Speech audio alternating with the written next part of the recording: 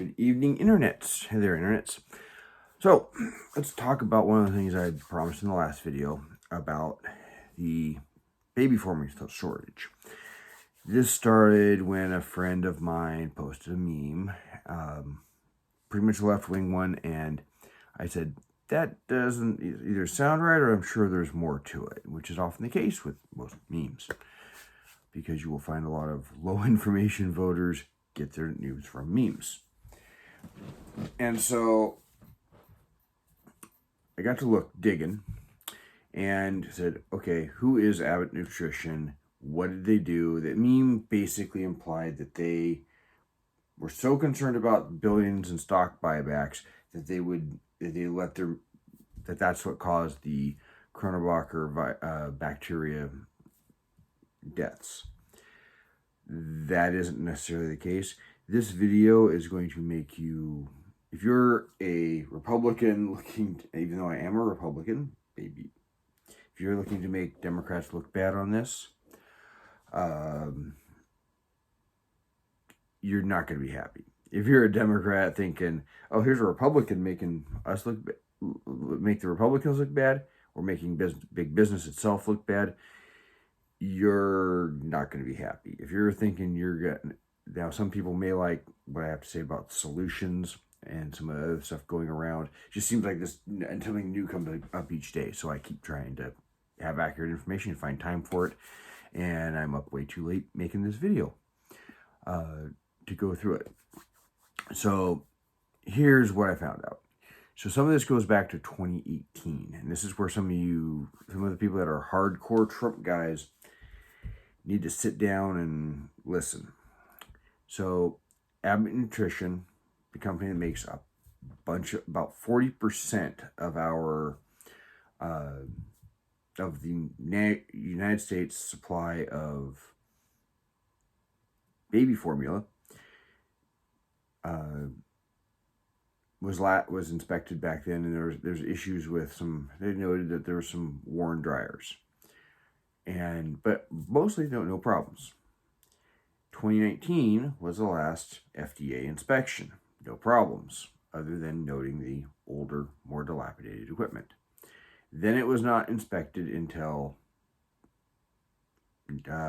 January, which means January of 2022, and then only after a whistleblower who was part of the time ignored and apparently started complaining, and then they inspected and found a whole lot of problems, and they were not just the dryers. So Democrats, shut up and sit down and listen, because your guy was captain of the ship.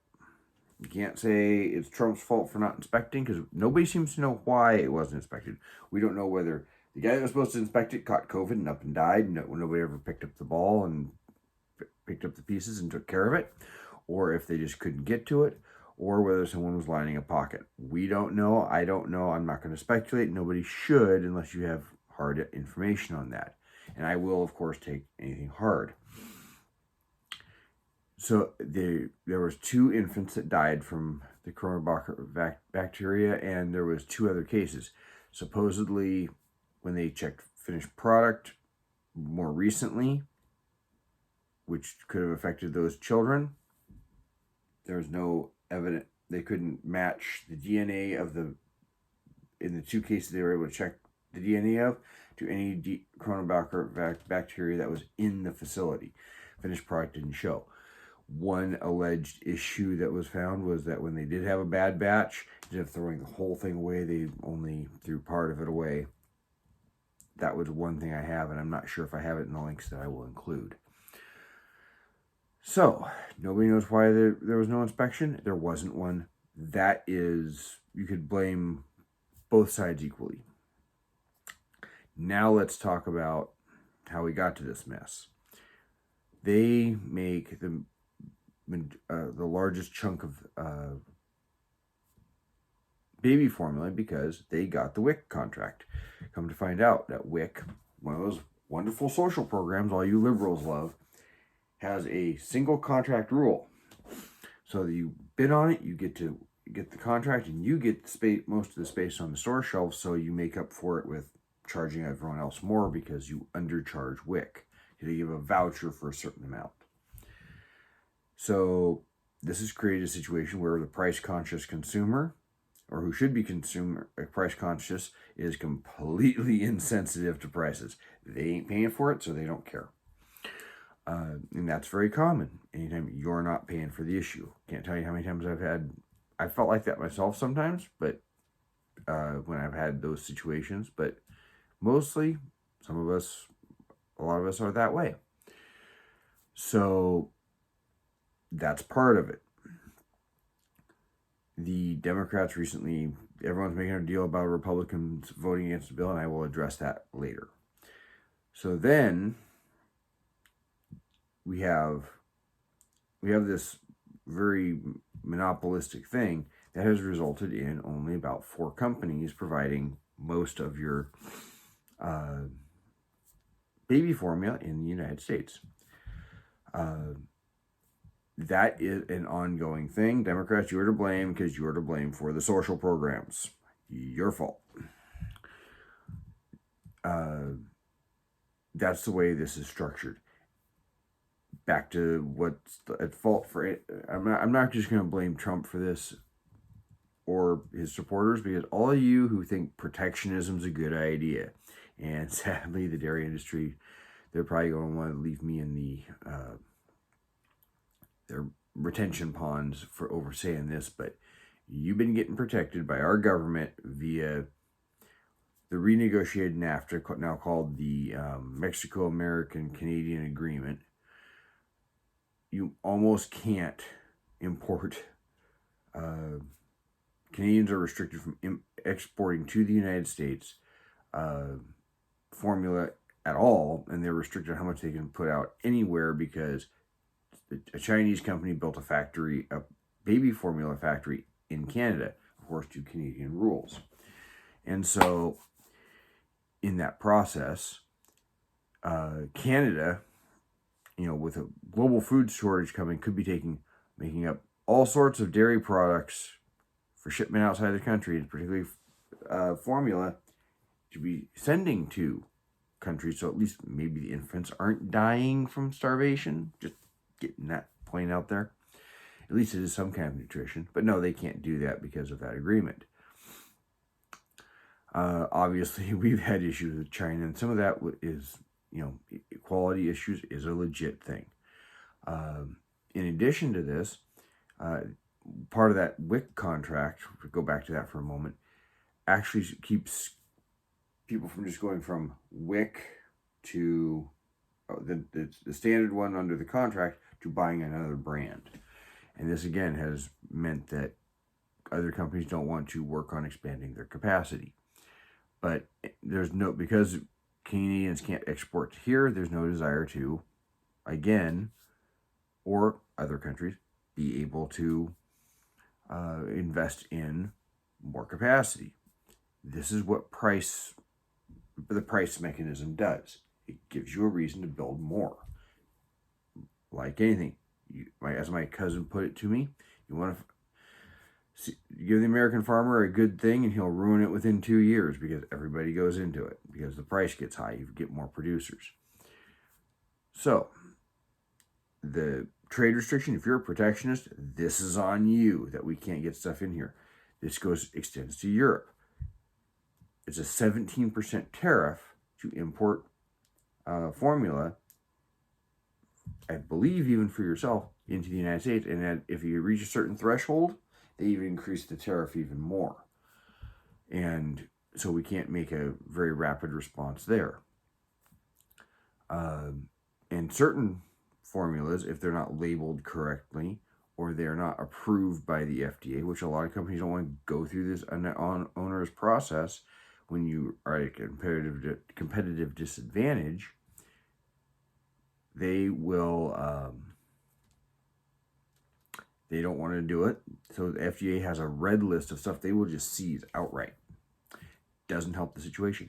In addition, the heavy regulations of that the FDA has says pretty much only cow's milk can be used for formula. Europe offers formulations of infant formula that are not available in the United States. So consumers are restricted again by this restrictive trade practice. If you want one made from pasture-raised cows, you can't bring it into the United States because of import restrictions. You want one made from goat's milk, you cannot do that. If you want a little different, if your doctor says you should have a different nutritional profile, you can't do it if it can only be found from Europe. You're stuck. So that is the next part of this. That is part of why we can't respond. They couldn't respond to this. In checking out the meme, yes, I did find out that Abbott Laboratories, who owns Abbott Nutrition, did approve the last one I could find, a $3 billion stock buyback. And they do pay out dividends. Neither of those inherently are bad. Abbott Laboratories had a net profit of $7 billion on $43 billion in sales. I calculated that up, and even after taking taxes, they're making a good profit. That money that they used toward paying the stock buyback and their dividends was still left plenty to replace those dryers. And a lot of the things, so you can't blame stock buybacks and the dividends for the bacteria outbreak. You can blame is mismanagement, because in the FDA complaint, they had a lot of issues with improper use of a forklift, which I don't know what that exactly means. There's a lot of redacted stuff. I have not seen the report myself. I did read, however, their investor packet for the year, and I will post that in the links. I got through most of that because that's where I got their net earnings, because I wanted to find that out. And they only make $4 billion of their sales, total sales. About 10% is their, both domestically and internationally combined, is what of their total revenue on all the products that they make is from the infant formula. They make Pedialyte, they make Pediasure, and so Ensure, if you're familiar with that, for more mature adults. They make heart valves, all sorts of stuff. I did not get through all of it. The first 30 pages or so of their investor packet is almost like a bunch of advertisements for their products. So blaming the profit for the bacteria outbreak is not accurate. It is not fair. You cannot demonize them for that. I will say it's not a good look when these companies have something go bad, because most people don't understand that. They have something go bad, and then it comes out that they had a stock buyback, or that they recently increased their dividend. Might want to be a little more circumspect on make sure your stuff's together and something's not going haywire if you're going to engage in a stock buyback or massive dividend increases. They've had some good increases in sales, though, the last few years. There's no denying that. So that's what I found out. Those kind of memes are crap. As far as trying to imply, which is what this meme did, imply that if you're trying to imply that they cheaped out on everything to create this massive profit, that is wrong. So now we got to ask, moving forward, Biden's captain of the ship. The problem is, for fixing it on the short term, is his. This wasn't being dealt with. It should have been obvious. If you're recalling a big pile of product from one of the main suppliers, especially the main supplier for the low-income people, you might want to be on top of this one. So that's his fault, or his administration's fault. That is definitely on the Democrats. It is most definitely on the Democrats that they didn't immediately move to find other sources of that product. Yes, supply disruption, but that is finding truck drivers, finding employees, finding, it's not a matter of finding cow's milk. got lots of it. They were dumping it a couple of years ago. Plenty of cow's milk. It is an issue with the other supplies being able to be gotten. So moving forward, that's you got to be able to import this stuff sometimes. Sometimes there's things go haywire. How they set up. So on the short term, that's where they're at. Why was that plant still shut down for months? That's a question. Shouldn't it have been as soon as you're back able to up and you got it straightened out? They should have been getting that plant up and running, because it's going to take months to fill those shelves. As far as Biden trying to invoke the Defense Production Act, I don't really understand what that does, because you can't. I have a very short period of working in manufacturing, but you can't just suddenly walk in and say, I worked at a stove manufacturer during the pandemic. People wanted Trump to engage in a DPA, and they wanted him to be able to walk in and say, yeah, stop building stoves, start building ventilators. That's not how it works. You got to change over from one model to another within a stove manufacturer. Could take hours or a whole half a day, potentially. As you finish one line, switch over. So if you're trying to completely change products, you're talking a couple months. And if you're trying to get new manufacturing capacity for formula on board, the FDA requires you to submit all your stuff, and then you have to wait 90 days. By the time 90 days happens, that factory should be back up and running. What company is going to want to do that? And by the time you Defense Production Act declare this use to solve it, it can be done.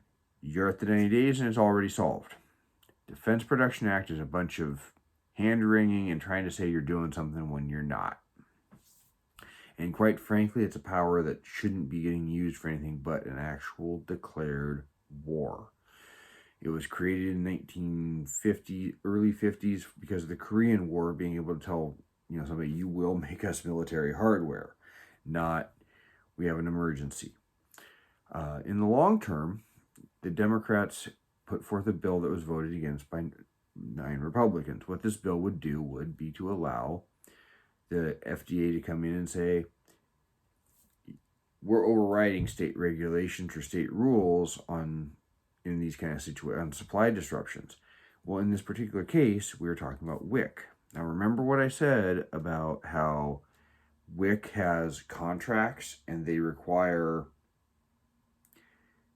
the people receiving WIC only buy these products unless you get a doctor's okay for some other nutritional, let's say another manufacturer, and I cannot remember all of them right off the top of my head. Similac is one I've delivered to people's houses, and that's one of the ones that Abbott Nutrition makes. You say you can buy Similac, but let's say it's not available, or your doctor says you need this special one.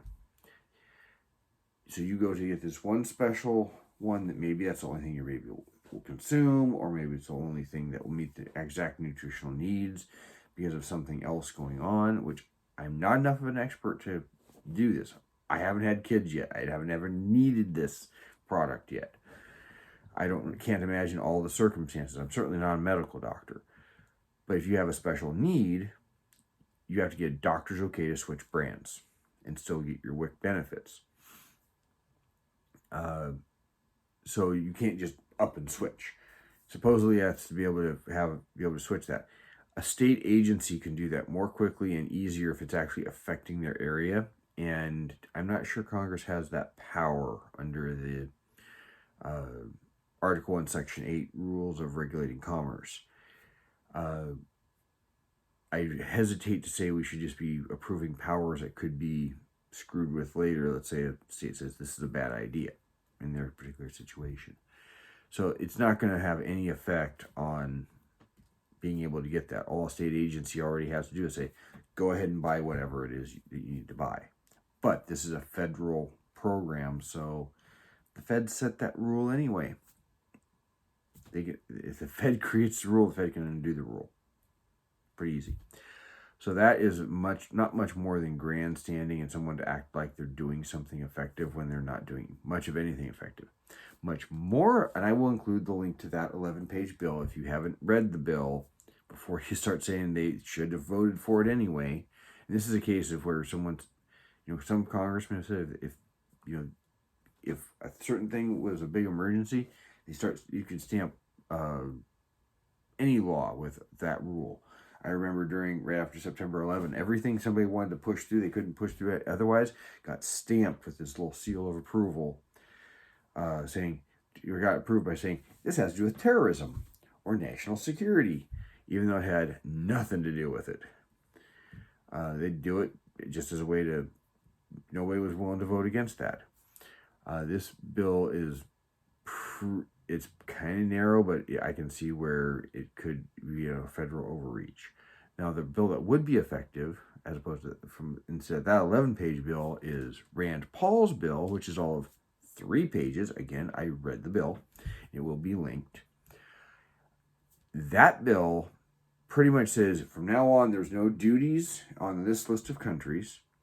And that list of countries, let me find my link, includes, I will read the list of countries off because this isn't just a random, who cares. This is countries that are pretty much first world. I mean, unless you're going to get down on Eastern Europe, the countries are, it says, countries designated, a country described in this paragraph is any of the following: Australia, Canada, Israel, Japan, New Zealand, the United Kingdom, a member of the European Union, a member country of the European Economic Area. And then it gives a brief description of infant formula for this purpose, and it's already contained in another section. But it pretty much gives I read it in like 2 minutes to my wife. That short a bill, that's a realistic helping bill by Senator Rand Paul, who is he's an ophthalmologist, so he is a doctor. Enough to probably knows more than me, in addition to actually having kids himself. His bill is effective because it immediately allows you to start importing the products. It says, it adds, the U.S. Customs and Border Protection may not seize or otherwise enforce restrictions on importation of such formula if that formula would be legal, meet the legal requirements for sale in that country. So your goat's milk formula would be allowed to be imported, at least for personal use. So it immediately deals with it. It could be, it means you have to go online to order it from one of those countries. If they have the ability to take that order, you can get it ordered. Immediately deals with the problem for those not on WIC at the very least. And then they're not running to the store to find it, and maybe the people who are on WIC could actually get domestic production. Because they're right around 53% of infants,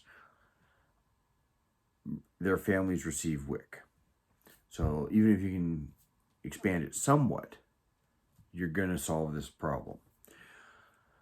So that's a solution that's actually possible and could actually make a difference. On the moving forward side. On the moving forward, this is why trade protectionism is not a good idea. It's why we need to rethink how we set these programs up, because it has discouraged investment. The dairy industry has price supports. They have other importation restrictions protecting them. They don't need this one. They don't need one at the consumer level to this extent. And it is an example of why those kind of policies are a bad idea. So that's kind of the things I discovered. But demonizing somebody for a large corporation is not one of the things you need to be doing. It's essentially more freedom is what would solve the problem in the long run. So I will include links to the description below of how this all happened. Again, the broad points. Dividends and stock buybacks did not create this situation. It was helped to be brought on by protectionist trade policies. The issues in Abbott Laboratory Nutrition, which is a division of Abbott Laboratories, are from mismanagement. Yes, dilapidated equipment might be one, but when you got people not sanitizing their shoes correctly, and that's in the FDA reports apparently, not washing hands, pallets stacked up where they shouldn't, blowers blowing into cabinets that they shouldn't. Yes, Cronenbocker bacteria was found, but the mismanagement's more the issue.